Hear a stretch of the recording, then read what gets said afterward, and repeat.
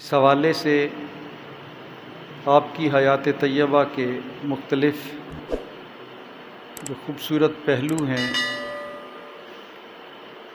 ان سے کچھ پھول چننے کی سعادت حاصل کریں گے۔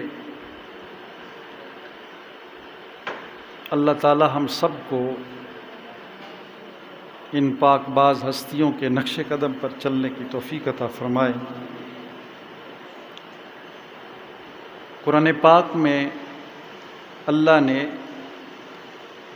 اس مقدس جماعت کا اس طرح سے ذکر فرمایا السابقون الاولون،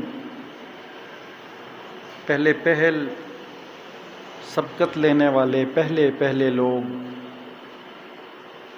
جن کو سب سے پہلے اسلام کی دولت نصیب ہوئی، من المہاجرین والانصار، مہاجرین اور انصار میں سے، والذین اتبعوہم بإحسان، اور وہ لوگ جنہوں نے ان کی پیروی کی احسان کے ساتھ، رضی اللہ عنہم ورضوا عنہ، اللہ ان سے راضی ہوا اور وہ اللہ سے راضی ہوئے، وأعد لہم جنات تجری تحتہا الانہار، تیار کر رکھی ہیں اللہ تعالیٰ نے ان کے لیے ایسی جنتیں، ایسے باغات، تجری تحتہا الانہار، جن کے نیچے نہریں بہتی ہیں، خالدین فیہا ابدا، جس میں وہ ہمیشہ ہمیشہ رہیں گے، ذالک الفوز العظیم، اور یہ بہت بڑی کامیابی ہے۔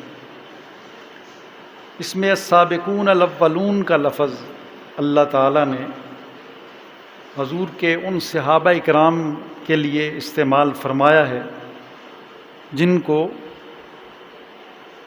اسلام کی دعوت کے آغاز میں ہی اسلام کی دولت نصیب ہوئی، اسلام قبول کرنے کا شرف حاصل ہوا۔ حضرت عثمان غنی رضی اللہ تعالی عنہ بھی السابقون الاولون میں شمار ہوتے ہیں۔ آپ کا حضرت ابو بکر صدیق سے یارانہ تھا، ان کے ساتھ اٹھنا بیٹھنا دوستی تھی، تو کہتے ہیں کہ اگر کوئی اچھا دوست مل جائے تو اس کی صحبت سے فائدہ ہوتا ہے اور انسان خود بھی اچھا ہو جاتا ہے، اور اگر بروں کی محفل میں انسان بیٹھنا شروع کر دے تو اس کے اندر بھی برائیاں جنم لے لیتی ہیں۔ تو حضرت عثمان غنی اس حوالے سے بڑے خوش نصیب ہیں، بڑا ان کے لیے یہ بڑا خوبصورت موقع ہے کہ ان کو یاری کے لیے حضرت ابو بکر صدیق جیسی ہستی نصیب ہوئی، ان کے ساتھ دوستی، ان کے ساتھ یارانہ تھا۔ حضرت ابو بکر صدیق مسلمان ہو گئے، سب سے پہلے مردوں میں سے مسلمان حضرت ابو بکر صدیق رضی اللہ تعالیٰ عنہ، تو آپ نے عثمان غنی رضی اللہ تعالیٰ عنہ کو بھی دعوت دی اور کہا کہ میرے دوست، یہ جن بتوں کو ہم پوجتے ہیں، پتھروں کی مورتیاں جو ہم نے بت خانے میں سجا کر رکھی ہوئی ہیں، خود ہاتھوں سے بناتے ہیں اور پھر ان کو اپنا خدا مان لیتے ہیں، اور یہ کتنی ناسمجھی کی بات ہے کہ جو فائدہ نہیں دے سکتے، جو نقصان نہیں کر سکتے، ہم ان کو خدا بنائے بیٹھے ہیں۔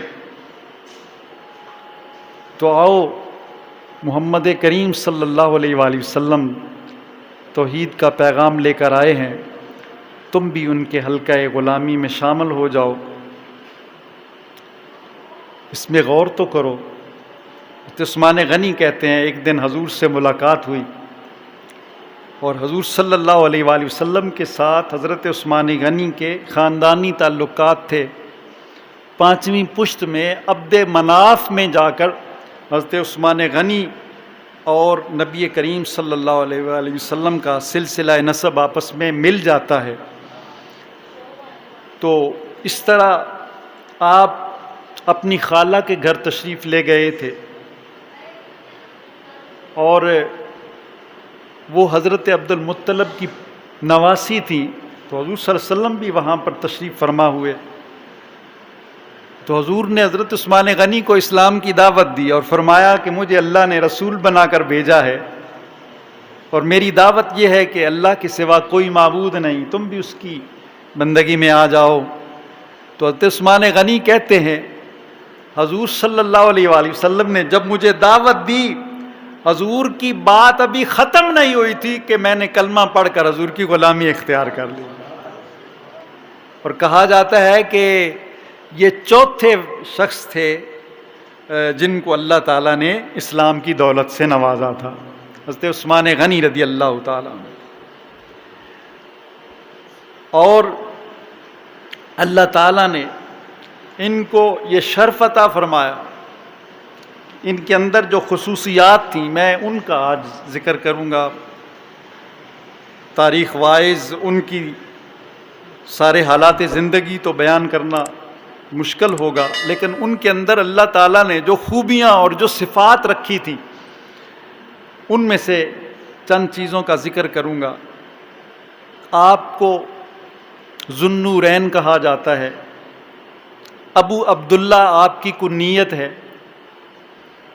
اور ذو النورین آپ کا لقب ہے. آپ کی ایک صفت حیا بھی تھی. آپ بہت زیادہ حلیم بھی تھے. آپ بہت زیادہ متقی اور پرہیزگار تھے. آپ کے اندر علم بھی بہت زیادہ تھا، اور آپ کو اللہ تعالیٰ نے حضور سے بہت زیادہ محبت اور عشق کا جذبہ بھی عطا فرما رکھا تھا. یہ مختلف ایسے اوصاف ہیں جو حضرت عثمان غنی کی سیرت کا مطالعہ کرنے سے ہمیں واضح طور پر ظاہر ہوتے ہیں. ذو النورین آپ کو کہا جاتا ہے، اس کی وجہ کیا ہے؟ کہتے ہیں کہ ذو النورین کا معنی ہوتا ہے دو نوروں والا. تو دو نوروں والا اس لیے کہا جاتا ہے کہ نبی کریم صلی اللہ علیہ وآلہ وسلم کی دو بیٹیاں یکے بعد دیگرے آپ کے عقد میں آئیں، آپ کے نکاح میں آئیں. تو وہ حضور کی جو بیٹیاں تھیں وہ نور تھیں، ان کی نسبت سے ان کو ذو النورین کہا جاتا ہے کہ اللہ نے ان کو دو نوروں والا بنایا ہے. تو جب بیٹیاں نور ہیں تو پتہ چلا باپ تو سب سے اعلیٰ نور ہے. حضرت عثمان غنی رضی اللہ تعالی عنہ آپ کو یہ شرف نصیب ہوا کہ حضرت رقیہ اور اس کے بعد حضرت ام کلثوم رضی اللہ عنہما دونوں حضور کی صاحبزادیاں بیٹیاں یکے بعد دیگرے ان کے عقد میں آئیں. حضور نے پہلے ان کا نکاح ابو لہب کے دو بیٹوں عتبہ اور عتیبہ سے کر دیا تھا. اور جب ابو لہب کی مذمت میں قرآن پاک میں سورہ لہب نازل ہوئی، اللہ نے فرمایا تبت یدا ابی لہب و تب، ابو لہب کے دونوں ہاتھ ٹوٹ جائیں. اللہ تعالیٰ نے اس کی مذمت کے لیے قرآن پاک میں سورت نازل کی. تو اس نے اپنے بیٹوں کو کہا، ان کی ماں نے بھی ان کے باپ نے بھی، کہ تم محمد صلی اللہ علیہ وسلم کی بیٹیوں کو صاحبزادیوں کو طلاق دے دو. تو انہوں نے دونوں کو طلاق دے دی. اور حقیقت یہ تھی کہ اللہ تعالیٰ اس ناپاک خاندان سے حضور کی پاک بیٹیوں کو محفوظ رکھنا چاہتا تھا، اسی لیے ان کے ہاں کوئی اولاد نہیں ہوئی. اولاد ہوئی تو حضرت عثمان غنی رضی اللہ تعالیٰ عنہ کے پاس ہوئی، اور حضرت رقیہ کے پیٹ سے حضرت عثمان غنی کے بیٹے حضرت عبداللہ پیدا ہوئے، اور اسی وجہ سے آپ کو ابو عبداللہ کی کنیت نصیب ہوئی، جو ہجرت کے چوتھے سال مدینہ طیبہ میں آ کر پھر ان کا انتقال ہو گیا. تو اس طرح آپ کو حضور کی دو بیٹیوں سے چونکہ شرف نکاح نصیب ہوا ہے، اس لیے آپ کو ذو النورین کہا جاتا. اور اعلیٰ حضرت نے کتنا خوبصورت خراج تحسین پیش کیا. آپ فرماتے ہیں نور کی سرکار سے پایا دوشالہ نور کا، ہو مبارک تم کو ذوالنورین جوڑا نور کا، یعنی حضرت عثمان غنی کو جوڑا نور کا وہ کون سا نصیب ہوا کہ حضور صلی اللہ علیہ وسلم کی 2 صاحبزادیاں آپ کے عقد میں آئیں، اور پھر آپ کو اللہ تعالیٰ نے حیا کی صفت بھی عطا فرما رکھی تھی، اتنے حیادار اور اتنے شرمیلے تھے حضرت عثمان غنی رضی اللہ تعالیٰ عنہ کہ حدیث پاک میں آتا ہے، حضرت عائشہ صدیقہ اس حدیث کی راویہ ہیں، آپ فرماتی ہیں کہ ایک دن نبی کریم صلی اللہ علیہ وآلہ وسلم گھر میں لیٹے ہوئے تھے، اور بڑی لاپرواہی سے جس طرح گھر میں ایک انسان ہوتا ہے، تو آپ کی پنڈلی مبارک سے کپڑا ہٹا ہوا تھا۔ حضرت ابو بکر صدیق رضی اللہ تعالیٰ عنہ نے اجازت مانگی، فاستأذن ابو بکر فأذن لہ، حضرت ابو بکر صدیق نے اجازت مانگی تو آپ نے ان کو اجازت دے دی، وَهُوَ عَلَى تِلْكَ الْحَالِ، اور حضور اسی حالت میں لیٹے رہے کہ آپ کی پنڈلی مبارک سے کپڑا ہٹا ہوا ہے۔ فَتَحَدَّثَ، پھر حضور ان سے محو گفتگو ہوئے۔ ثُمَّ اسْتَأْذَنَ عمر، پھر حضور صلی اللہ علیہ وسلم کی بارگاہ میں حضرت عمر فاروق حاضر ہوئے تو حضور نے ان کو بھی اجازت دے دی، وَهُوَ كَذَلِكَ، لیکن حضور اسی طرح لیٹے رہے۔ فَتَحَدَّثَ، اور پھر حضور ان سے گفتگو فرمانے لگے۔ ثم استاذن عثمان، پھر تھوڑی دیر کے بعد حضرت عثمان غنی دستک دیتے ہیں دروازے پر اور اجازت طلب کرتے ہیں، حضور نے ان کو بھی اجازت دی۔ فجالس رسول اللہ صلی اللہ علیہ وسلم وسوى ثيابہ، حضور جس وقت حضرت عثمان غنی آتے ہیں حضور اٹھ کر بیٹھ جاتے ہیں اور اپنے کپڑے کو درست فرما لیتے ہیں۔ پنڈلی سے جو کپڑا ہٹا ہوا تھا اس کو حضور نے درست فرما لیا۔ انہوں نے اپنی کوئی گزارش کرنی تھی کی اور واپس چلے گئے۔ حضرت عائشہ صدیقہ حضور سے پوچھتی ہیں، یا رسول اللہ صلی اللہ علیہ وسلم، داخل ابو بکر فلم تحتش لہ، یا رسول اللہ ابو بکر میرے والد گرامی آئے، آپ اسی طرح لیٹے رہے، آپ نے کوئی اہتمام نہیں کیا، اور اس طرح وہ حضرت عمر فاروق رضی اللہ تعالیٰ عنہ آپ حاضر ہوئے، ولم تحتش لہ ولم تبالہ، آپ نے ان کی بھی کوئی پرواہ نہیں کی۔ ثم داخل عثمان، پھر حضرت عثمان آئے، فجلست وسویت ثیابک، یا رسول اللہ آپ اٹھ کر بیٹھ بھی گئے اور اپنے کپڑے بھی درست کر لیے، یا رسول اللہ اس کی کیا وجہ ہے کہ عثمان کے لیے اتنا اہتمام لیکن حضرت ابو بکر صدیق کے لیے بھی اتنا اہتمام نہیں کیا، عمر فاروق کے لیے بھی اتنا اہتمام نہیں کیا؟ میرے آقا نے حضرت عثمان غنی کی شان بیان کی، حضور کی زبان اقدس سے یہ ارشاد نکلا، حضور فرماتے ہیں، الا استحیی من رجل تستحیی منہ الملائکہ، اے عائشہ اس آدمی سے میں کیوں حیا نہ کروں جس سے اللہ کے فرشتے بھی حیا کرتے ہیں، جس سے اللہ کے فرشتے بھی شرماتے ہیں، تو میں اس سے کیوں نہ شرماؤں، میں اس کا کیوں نہ حیا کروں؟ تو اللہ نے ان کو یہ حیا کی صفت عطا فرما رکھی تھی۔ اور حیا دوستان گرامی، میرے آقا نے فرمایا الحیاء شعبۃ من الایمان، کہ حیا جو ہے یہ ایمان کا حصہ ہے۔ گویا حضرت عثمان غنی کو بہت زیادہ حصہ ملا تھا اور آپ کو ایمان پختہ نصیب ہوا تھا۔ اور میرے آقا نے حضرت عائشہ سے فرمایا، اے عائشہ اصل میں عثمان اتنا شرمیلا ہے، اتنا حیادار ہے کہ اگر میں اسی حالت میں لیٹا رہتا تو وہ نظریں جھکا کر بیٹھا رہتا، مجھ سے بات بھی نہ کرتا، اٹھ کر چلا جاتا۔ میں اس لیے بیٹھ گیا ہوں تاکہ حضرت عثمان مجھے اپنی بات تو سنا سکیں۔ اس طرح حضور صلی اللہ علیہ وسلم کی بارگاہ میں وہ حیا کا وہ اہتمام کرتے تھے۔ اور پھر آپ کی حیا کی بہت سی خوبصورت باتیں ہیں۔ کہتے ہیں کہ حضرت عثمان غنی کی ساری زندگی گزری، آپ نے اپنی شرمگاہ کو بھی اپنی نگاہوں سے نہیں دیکھا، اتنے شرمیلے، اتنے حیادار تھے کہ اپنی شرمگاہ پر بھی نگاہیں نہیں اٹھاتے تھے۔ اور جب آپ کا شہادت کا وقت قریب آیا، آپ نے اپنے گھر میں ایک پاجامہ سلا کر رکھا ہوا تھا جو آپ کبھی پہنتے نہیں تھے، لیکن جب آپ کو محسوس ہوا کہ اب میری وقت جو ہے وہ شہادت کا قریب آ چکا ہے، آپ نے اپنی زوجہ محترمہ سے فرمایا کہ وہ مجھے میرا پاجامہ تو لا کر دو، میں اپنی شلوار پاجامہ پہننا چاہتا ہوں۔ تو زوجہ محترمہ عرض کرتی ہیں کہ آپ نے زندگی بھر پہلے تو کبھی نہیں یہ پاجامہ پہنا، اس کو سلا کر رکھا ہوا ہے، آج اس کی کیا ضرورت پڑ گئی ہے؟ تو دوستان گرامی قدر دیکھیے تو صحیح حضرت عثمان غنی کا حیا تو دیکھیے۔ حضرت عثمان غنی رضی اللہ تعالیٰ عنہ فرمانے لگے، اے میری زوجہ محترمہ، مجھے لگتا ہے کہ اب میری شہادت کا وقت قریب آ چکا ہے، میں نہیں چاہتا کہ میرے مرنے کے بعد بھی لوگوں کے سامنے میرا سطر ظاہر ہو، میں اس دنیا سے جا بھی چکا ہوں، میں پھر بھی اپنے پردے کا اہتمام کرنا چاہتا ہوں۔ اتنا حیا تھا، اتنی شرم تھی حضرت عثمان غنی رضی اللہ تعالیٰ عنہ کی ذات اقدس میں۔ اللہ ہم سب کو بھی ان جیسا حیا نصیب فرما دے۔ اور پھر آپ کی دوسری جو صفت ہے، آپ کو عثمان غنی کہا جاتا ہے۔ غنی کہتے ہیں مالدار کو، بہت امیر تھے آپ، بہت مال و دولت تھی آپ کے پاس، حضرت عثمان غنی رضی اللہ تعالیٰ عنہ کے پاس۔ اور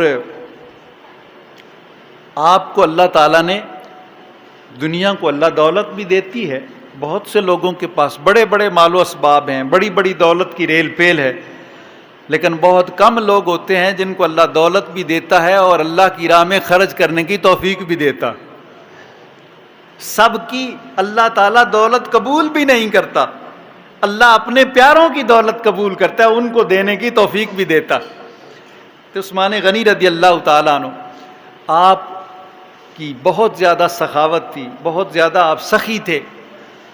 کہتے ہیں کہ جب مدینہ طیبہ میں ہجرت کر کے مسلمان آئے تو ان کے لیے سب سے بڑا مسئلہ پانی کا مسئلہ تھا، اور ان کے پاس پانی موجود نہیں تھا، وہاں پر کنویں تھے اور وہ یہودیوں کے قبضے میں تھے۔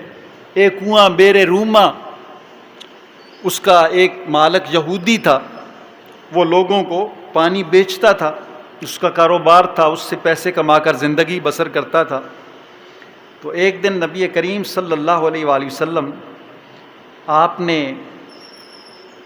اپنے صحابہ کرام سے فرمایا، یہ حضرت عثمان غنی خود بیان فرماتے ہیں، جب آپ کے گھر کا محاصرہ کر لیا گیا تو آپ نے لوگوں کو مخاطب کر کے کہا کہ لوگوں، کہ جس وقت مدینہ طیبہ میں حضور تشریف لائے وَلَيْسَ بِهَا مَاءٌ يُسْتَعْذَبُ غَيْرَ بِئْرِ رُومَةَ، آپ نے فرمایا لوگوں تمہیں پتہ ہے کہ جب حضور مدینے میں آئے تو اس وقت یہاں میٹھے پانی کا کوئی کنواں نہیں تھا، وہاں سوائے بیر روما کے، روما کنواں کے بغیر کوئی دوسرا کنواں موجود نہیں تھا۔ فقال من یشتری بئر رومتا، تو اے لوگو بتاؤ وہ جو روما کا کنواں تھا وہ کس نے خریدا تھا؟ یجعل دلوہ مع دلاء المسلمین بخیر لہ منہا فی الجنہ، کہ میں نے اس کو جنت کے بدلے میں نے حضور کی بارگاہ میں مسلمانوں کے لیے وقف کر دیا تھا۔ کیا تمہیں یاد نہیں ہے کہ اس وقت جب مسلمانوں کو پانی پینے کے لیے گھونٹ بھی میسر نہیں تھا، حضور صلی اللہ علیہ وآلہ وسلم ایک دن فرمانے لگے، اے لوگو، جو شخص اس مدینے میں مسلمانوں کے لیے پانی کا انتظام کرے گا میں اس کو جنت عطا کر دوں گا۔ کہتے ہیں حضرت عثمان غنی نے، مختلف روایتیں ہیں، ایک روایت کے مطابق حضرت عثمان غنی نے 2 بار نبی پاک صلی اللہ علیہ وسلم سے جنت وصول کی، خرید کر حاصل کی، حضور علیہ السلام سے خریدا، قیمت ادا کر کے جنت لے لی۔ ایک یہ موقع تھا کہ حضور نے فرمایا کہ مسلمانوں میں سے کوئی ہے جو مسلمانوں کے لیے پانی کا انتظام کرے تو اس کے بدلے میں محمد کریم اس کو جنت دے دوں گا۔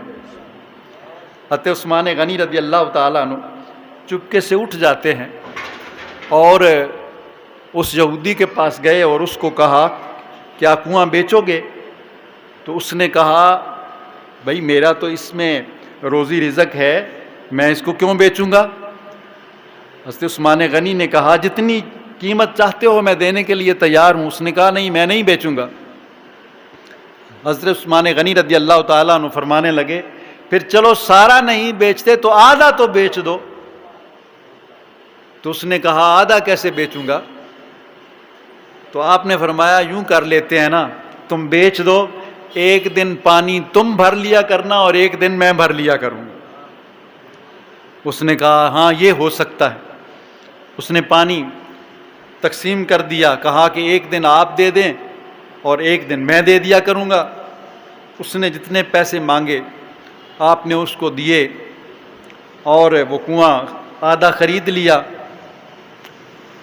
حضرت عثمان غنی کی جب باری آتی تھی، جس دن یہودی کی باری ہوتی تھی تو وہ تو اس دن اپنا پانی بیچتا تھا، جس دن حضرت عثمان کی باری آتی تو مسلمان وہاں سے مفت پانی جو ہے وہ بھر لیتے تھے۔ کچھ یہودی حاضر ہوئے، غریب کچھ یہودی تھے، انہوں نے کہا کیا ہمیں بھی اجازت ہے؟ حضور صلی اللہ علیہ وسلم نے فرمایا کہ مسلمان بھی بھر سکتے ہیں اور یہودی بھی بھر سکتے ہیں، سب کے لیے اجازت۔ تو بہرحال حضرت عثمان غنی وہاں سے وہ قیمت دے کر، روایت میں لکھا ہوا ہے کہ آپ نے 35,000 درہم اس کنویں کے ادا کیے اور وہ خرید کر حضور صلی اللہ علیہ وآلہ وسلم کی بارگاہ میں حاضر ہوئے اور عرض کی اجعل لی مثل الذی جعلتہ لہ عینا فی الجنہ، یا رسول اللہ کیا آپ نے یہ جو اعلان کیا ہے کہ جو مجھے پانی کا انتظام کر کے دے گا میں اس کو جنت عطا کروں گا؟ یا رسول اللہ یا کسی خاص انسان کے لیے یہ آپ کا وعدہ ہے یا جو بھی یہ کر دے اس کے لیے وعدہ ہے؟ اگر میں یہ عرض کر دوں، میں یہ خدمت کر دوں؟ تو حضور نے فرمایا نعم، تو اگر کرے تو میں تمہیں بھی جنت عطا کروں گا۔ تو حضرت عثمان غنی فرماتے ہیں قد اشتریتھا وجعلتھا للمسلمین، یا رسول اللہ پھر گواہ ہو جائیے کہ میں نے یہ کنواں خرید لیا ہے اور یا رسول اللہ میں آپ کے کہنے پر اس کو مسلمانوں کے لیے وقف کرتا ہوں۔ ادھر انہوں نے یہ بات کہی، ادھر میرے آقا نے فرمایا اے عثمان میں نے تجھے جنت عطا فرما دی، تو نے مسلمانوں کے لیے کنواں دے دیا، میں نے جنت کا تجھے مالک بنا دیا۔ تو دوستان گرامی قدر، ایک یہ موقع تھا کہ جب عثمان غنی رضی اللہ تعالی عنہ نے حضور سے خرید کر جنت لی، اور دوسرا موقع یہ تھا کہ مسجد نبوی اس کے جو ہے وہ تنگ پڑ گئی، صحابہ اکرام کی تعداد زیادہ ہو گئی، مسلمان کا مجمع اس میں پورا نہیں آتا تھا۔ مسجد نبوی کے قریب جانوروں کا ایک باڑا تھا۔ حضور صلی اللہ علیہ وآلہ وسلم نے فرمایا جو شخص یہ جو خطہ زمین ہے یہ خرید کر مسجد نبوی کے لیے وقف کرے گا میں اس کو جنت دے دوں گا۔ حضرت عثمان غنی فوراً جاتے ہیں اس کے مالک کے پاس، جتنی اس نے قیمت مانگی مانگی قیمت عطا کر کے وہ پلاٹ خریدا اور وہ خطہ زمین خرید کر حضور کی بارگاہ میں آ کر عرض کی یا رسول اللہ یہ میں مسجد نبوی کے لیے وقف کرتا ہوں۔ میرے آقا نے فرمایا تو نے مسجد نبوی کے لیے خطہ زمین دیا، میں نے اس کے بدلے میں تمہیں جنت عطا کر دی ہے۔ تو اس طرح 2 بار خرید کر حضرت عثمان غنی نے حضور صلی اللہ علیہ وسلم سے جنت کو وصول کیا۔ اس کے علاوہ آپ کی سخاوت کے اتنے خوبصورت واقعات ہیں، اور غزوہ تبوک کے موقع پر جب جیش اسرا وہ جو تنگی کا ایک لشکر تھا اس کو تیار کرنے کا مرحلہ آیا، تو کہتے ہیں کہ مسلمانوں کے پاس وہاں ان دنوں زیادہ پیسے نہیں تھے، بڑے پریشان تھے مسلمان، تو حضور صلی اللہ علیہ وسلم نے لوگوں کو ابھارا اور کہا کہ بھائی مسلمانوں کی خدمت کرو، لشکر کی تیاری کے لیے چندہ دو۔ حضرت ابو بکر صدیق تشریف لے گئے، گھر کا سارا سامان اکٹھا کیا اور حضور کے قدموں میں ڈال دیا۔ حضرت عمر فاروق آدھا سامان لے آئے۔ حضور علیہ السلام مسجد نبوی میں بیٹھے ہوئے ہیں، میرے آقا نبی کریم صلی اللہ علیہ وآلہ وسلم آپ نے پھر فرمایا فقام عثمان، حضرت عثمان کھڑے ہوتے ہیں، فقال یا رسول اللہ علی مئۃ بعیر باحلاسها واقطابها فی سبیل اللہ، یا رسول اللہ آپ نے لشکر کی تیاری کے لیے سامان مانگا ہے تو عثمان کی طرف سے 100 اونٹ بما ساز و سامان قبول فرما لیجیے۔ حضور صلی اللہ علیہ وسلم نے قبول فرمایا، اور پھر حضور دوبارہ لوگوں کو ابھارتے ہیں، تو پھر حضرت عثمان غنی دوسری بار کھڑے ہوئے، تیسری بار کھڑے ہوئے، بلکہ روایات میں آتا ہے کہ آپ نے 1000 اونٹ دیا اور 300 گھوڑے حضور علیہ السلام کو لشکر کی تیاری کے لیے پیش کر دیے۔ جس وقت یہ سارا سامان دے چکے تو حضور علیہ السلام اتنے خوش ہوئے کہ حضور کا چہرہ اقدس متبسم تھا. فرأیت النبی صلی اللہ علیہ وسلم، حضور صلی اللہ علیہ وسلم آپ نے ارشاد فرمایا ما عمل بعد هذه ما علی عثمان، ما عمل بعد هذه ما عمل بعثمان. آپ نے فرمایا کہ آج کے بعد عثمان کوئی بھی عمل نہ کرے، کوئی بھی نفلی عبادت نہ کرے. اللہ تعالیٰ نے اس نفلی عبادت کو اتنا پذیرائی عطا فرمائی ہے کہ اللہ نے اس کے بدلے اس کو جنت کا مالک بنا دیا. اور ایک حضرت عثمان غنی نے صرف اتنا مال نہیں دیا، بلکہ کہتے ہیں کہ آپ نے بِأَلْفِ دینار، 1000 دینار حضور کی بارگاہ میں ڈال دیا، آپ کی جھولی میں ڈال دیا. اور حضور علیہ السلام فَنَصَرَهَا فِي حُجْرِهِ، حضور صلی اللہ علیہ وسلم نے اس کو اپنی جھولی میں ڈال لیا. اور حضور علیہ السلام اس کے اندر اپنی انگلیاں اس طرح پھیر رہے تھے. فرأیت النبی صلی اللہ علیہ وسلم یقلبها فی حجرہ ویقول ما در عثمان ما عمل بعد اليوم مرتين. حضور علیہ السلام اس طرح اس میں انگلی ڈال کر اس کو جو ہے لوگ الٹ پلٹ کر رہے تھے، اور حضور کا چہرہ پاک اس طرح کھلا ہوا تھا، اس طرح حضور مسکرا رہے تھے.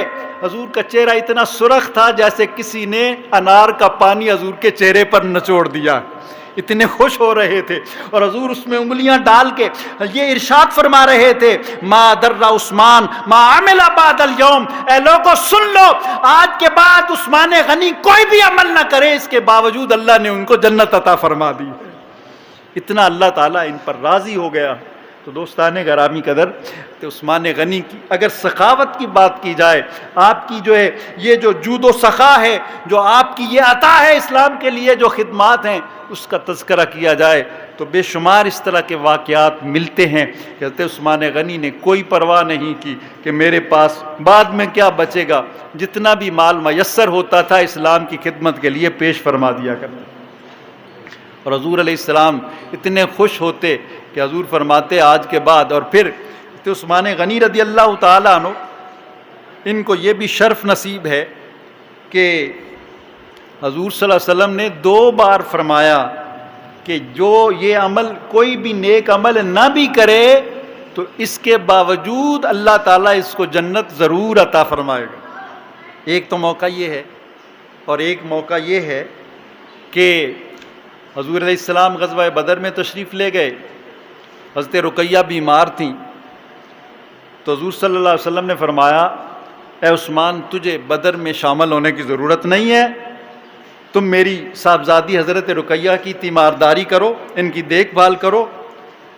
جو جنگ میں شامل ہونے والے لوگ، اپنی جانوں کے نذرانے پیش کرنے والے لوگ، تلواروں کے ساتھ جہاد میں شامل ہونے والے لوگ، جو غزوہ بدر میں وہ 80 میل مسافت طے کر کے وہ چلچلاتی دھوپ میں وہ دھوپ کی تمازت کو برداشت کرتے ہوئے وہاں جائیں گے، مشقتیں اور تکلیفیں برداشت کر کے وہاں جائیں گے، تم گھر بیٹھو، اللہ تعالیٰ تمہیں گھر بیٹھے ہی وہ اجر و ثواب عطا فرما دے گا.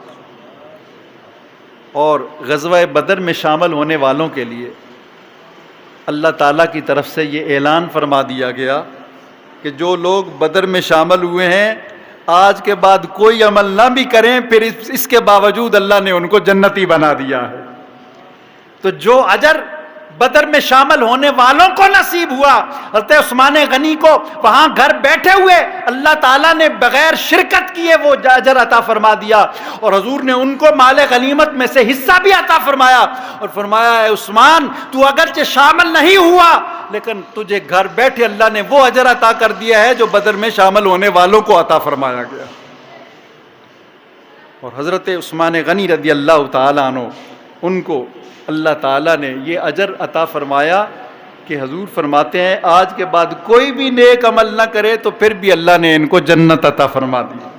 تو یہ چند ایسے اوصاف ہیں جو ان کے اندر خصوصیت کے ساتھ پائے جاتے تھے کہ آپ کو اللہ نے حیا کی دولت عطا فرمائی تھی، آپ کو اللہ نے غنا کی دولت عطا فرمائی تھی، آپ کو اللہ تعالیٰ نے 2 نوروں والا ہونے کا شرف عطا فرمایا کہ جس کو اللہ نے ایسا یہ شرف دنیا میں کسی انسان کو یہ شرف نصیب نہیں ہوا. حضرت آدم سے لے کر نبی پاک صلی اللہ علیہ وآلہ وسلم تک کسی نبی کی 2 بیٹیاں کسی انسان کے گھر میں کبھی نہیں گئی.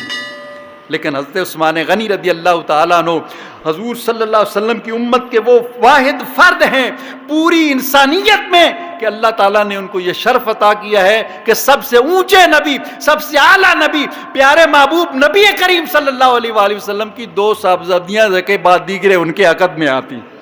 یہ شرف دنیا میں کسی اور کو نصیب نہیں ہو سکا. اللہ تعالیٰ ہم سب کو بہت سی اور خوبصورت باتیں تھیں. آپ کی شہادت کے واقعات کے حوالے سے بھی کچھ عرض کرنا تھا لیکن وقت ختم ہو گیا. انشاءاللہ اگلے جمعۃ المبارک پر آپ کی شہادت کے متعلق کچھ عرض کر سکوں گا. اللہ تعالیٰ ہم سب کو